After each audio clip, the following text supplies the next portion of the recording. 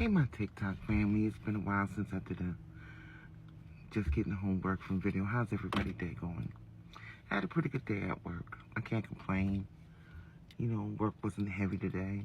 I do claims for one of the largest trucking companies here in the United States, and it was a good day.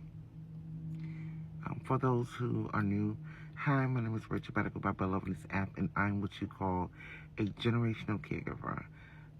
I've been doing this, you might as well say 20 years, 15 years with my mother who had Alzheimer's, congestive heart failure, and Parkinson's, and 5 years with my adult son, Kevin. Everybody knows him as the Honey Bun King on here, and Kevin suffers from schizophrenia, depressive disorder, traumatic brain injury, and early onset Alzheimer's. It was a pretty good day at work, and it got me to thinking, because on lunch, I normally ride home to make sure Kevin has his lunch or whatever. If I'm not here, then my oldest son will come by, and so he called me today. He said, Mom, at your house, I'm fixing Kevin his lunch, because I prep Kevin's lunch for him, and his breakfast, and his snack. And it got me to thinking how emotionally tired I am, how spiritually tired I am, how mentally tired I am. I want to explain what I mean by that. Watching the people I love suffer and doing it alone is extremely painful. My mother, like I said, the spiritual side of me questioned God, because my mother was a praying woman. She was a praying woman her entire life. She lived to be 91, a great-great-great-grandmother. And it got me to thinking, because my oldest is expecting a new baby March 18th, and my youngest is expecting his first child March 17th, and these are the only two grandchildren that my mother is not here to see. Give me a second, Kevin's at the back door. Just tell him to go in the house for a second, because I need time to gather my thoughts before I come in the house. But it's a spiritual warfare. It's a mental warfare. And it's taxing and it's tiring. My son gave me purpose.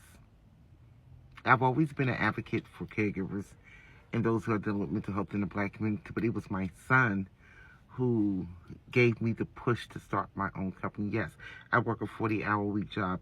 Yes, I own my own consulting agency to help caregivers and those who are looking for help in mental health. Let me just start off by saying I am not a licensed professional. I'm not a licensed therapist, a social worker, a doctor. I can't diagnose anybody. I won't even tell you if you have a headache to take an aspirin. That's not what I do. What I do is I support other families. I created a safe space. Myself, Stacey Diamond, Jazzy Jeff, created a safe space where you can vent. I'm going to bring back Caregivers Lounge, which is a Zoom, because a lot of things that we want to say, we can't say on this app, and you guys know that. But this is a lot.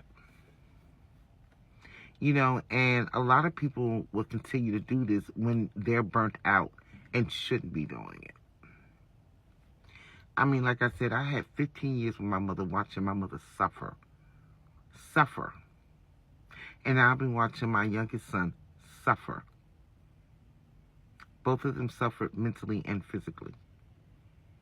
And then I watched the most amazing man that I have ever loved in my entire life, who made me feel safe and allowed me to live in my femininity, pass away suddenly in 17.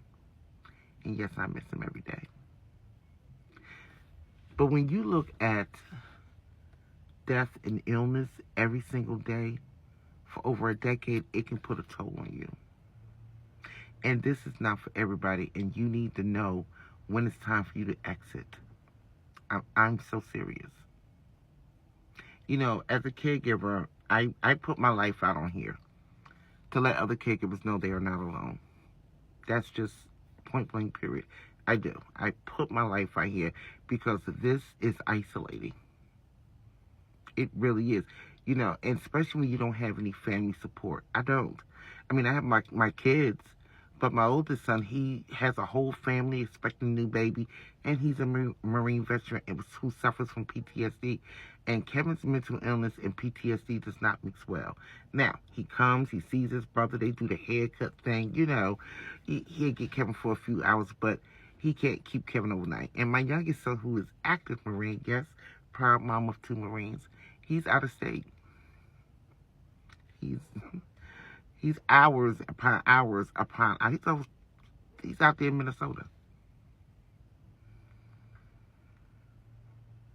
The isolation can turn into loneliness. The loneliness can have you make mistakes. And not to mention, then resentment can kick up. And you guys know I talk about resentment all the time. And I don't mean resentment of the person, but resentment of that damn disability that they have. And that can be dangerous. You know, people will say, oh, Rachel, you need to get you some rest. Where? There's no respite care for my son. There's no place for me to leave my child where I can get 72 to 48 hours break. I haven't been on a vacation since 2014. I'm with my son 7 days a week. When I get off of work, I'm home. I do his breakfast, lunch, and dinner. Kevin can't even bathe himself correctly, so I have to bathe him. But I do everything with dignity for him. But what I don't do is I don't baby him. I make him do certain things. And then I get to thinking, you know, I have more years behind me than I have ahead of me. I'm 57. And there are thoughts that run through my head as a caregiver. And I'm going to explain these thoughts. I may outlive my son. That's just a medical fact. And the idea of me having to lay my son to rest terrifies me. And then there's another side of me, like, my son may outlive me. And the thought of me leaving my son in this condition terrifies me. Now, as you guys know, I've made preparations. My oldest and my youngest are co-guardianship over a trust that I've established. There's lots and lots of insurance policy. And the only way that I agreed to them being co-conservatives and co-guardians is that Kevin cannot live with them. There's no way. They can't handle him. But they will make sure that he is not left alone. They will come get him on the weekends and holidays and visit him. You know, they will do that. But they had to agree to not let him live with them. There's enough money in insurance that my son can live at a 5-star Michelin-style facility.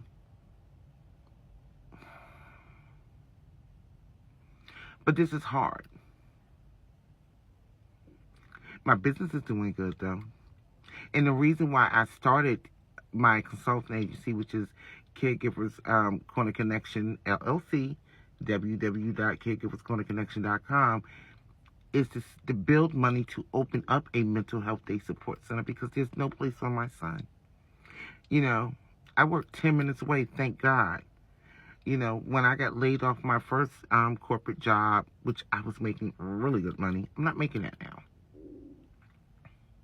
And I had to turn down 2 other jobs because they were over an hour away. The lifestyle that a caregiver has to do, we give up so much of ourselves. We get the condescending tones from family members or the disappearance of family and friends, the disappearance of family and friends for him. For me, it's a lot. And I'm saying all this for caregivers to know you're not alone. I stand with you, I stand for you, and I stand beside you. And I will forever be an advocate for caregivers and those who are dealing with mental health in the Black community. And I love it here because I'm making a difference. I hope I'm making a difference. Well, let me get in the house because he came to the back door, rubbing his tummy like, Mom. My son was just up here, so I'm going to fix him something real light to eat till I cook dinner. But yeah. So to all my caregivers and my medical moms and my medical dads, I want to give you your flowers now rather than later. And I want to thank you because you're doing a great job. You may not hear that, but I'm telling you, from Butter Love, you're doing a great job. And I'll talk to you guys later.